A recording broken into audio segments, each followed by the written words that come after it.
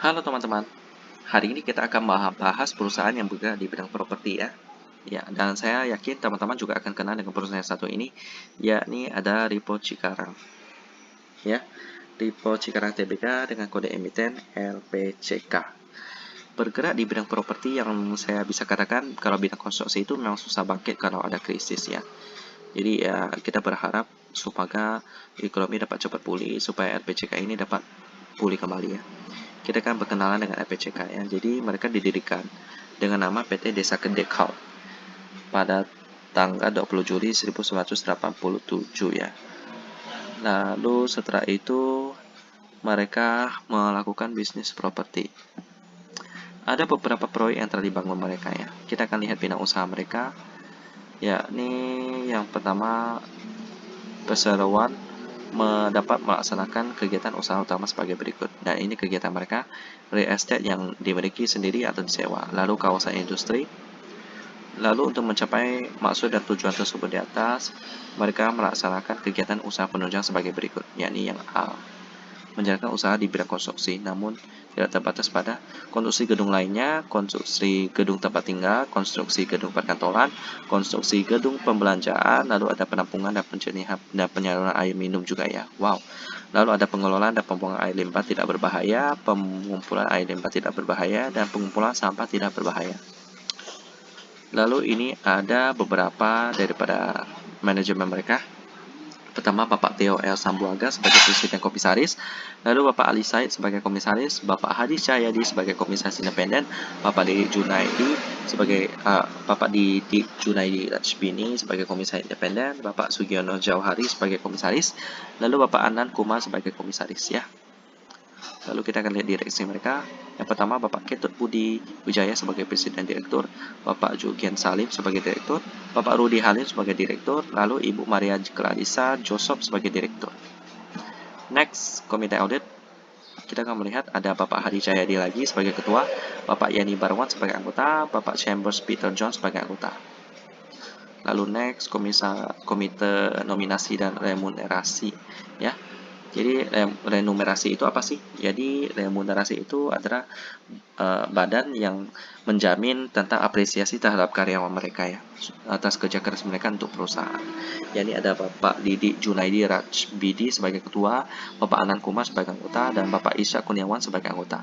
Lalu ada lagi Bapak Sanjay N. Bahwani sebagai anggota. Lalu yang terakhir adalah internal audit dan sekretaris perusahaan. Ada Bapak Joseph Thanos sebagai ketua audit internal, lalu Ibu Mareci Susi Friska Sembering sebagai sekretaris perusahaan. Ya, demikian tentang manajemen mereka, dan kita akan melihat beberapa proyek daripada RPCK ya. Nah, ini yang mereka sediakan, perumahan.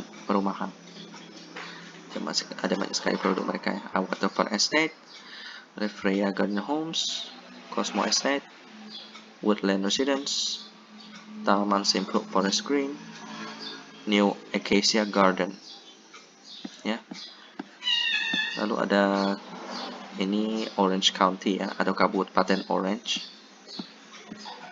Inilah sekitar tentang proyek mereka dan juga perkenalan dengan daripada Lipo Group, Lipo Cikarang ya tepatnya RPCK. Dan sekarang kita akan melihat keuangan mereka. Apakah tahun 2020 apakah minus, dan tahun ini apakah bangkit? Kita akan lihat bersama-sama di RTI Business. Dan beginilah penampakan fundamental daripada RPCK ya. Tahun kemarin minusnya cukup parah, tapi tahun ini nggak apa-apa. Kinerja mereka kembali lagi ya, cukup baik, 171 earning per share dari harga sahamnya 1090 ya. Mereka IPO sejak tahun 1997. Dan dividennya pun tahun ini ya. Jadi cuma satu kali bagi dividen di sini kelihatannya ya. Tapi it's okay. Setidaknya ada di sisi fundamental, operating profitnya lebih kecil daripada net profit. Well, kurang bagus sih. Jadi setidaknya ada laba lah operatingnya, tapi mungkin kedepannya dapat ditingkatkan lagi ya supaya lebih bagus. Sisi valuasi PR-nya 6,3, PBV-nya 0,45 kali, sudah cukup murah ya. Di sisi profitability-nya operating profit margin 24%, net profit margin 29%. Lalu di sisi liquidity-nya cash ratio 16%, QE ratio-nya 47%. Oke, cukup tipis. Current ratio-nya juga cuma 57%. Jadi RPCK keuangannya kurang sehat sih. Jadi apakah layak untuk diinvestasikan? Saya bilang sih enggak ya, saya kurang tertarik ya, karena keuangannya kurang sehat, meskipun PR-nya sudah balik bagus ya. Tapi saya kurang suka perusahaannya seperti ini, karena ini rentan dengan gagal bayar. Nanti kalau mereka gagal bayar, bangkrut, ya kasihan nanti yang pemegang sahamnya itu nanti di likuidasi. Sayang banget, itu banyak kekurangannya sih. Jadi untuk sementara FPCK itu saya akan skip dulu ya, sambil menunggu perusahaan properti lain yang lebih baik ya. Oke, dan seperti JRPT itu kan juga bagus tuh. Misalkan kan FPCK keuangannya kurang bagus ya, jadi saya wait and see dulu. Demikianlah tentang FPCK, dan kita ketemu lagi di video selanjutnya.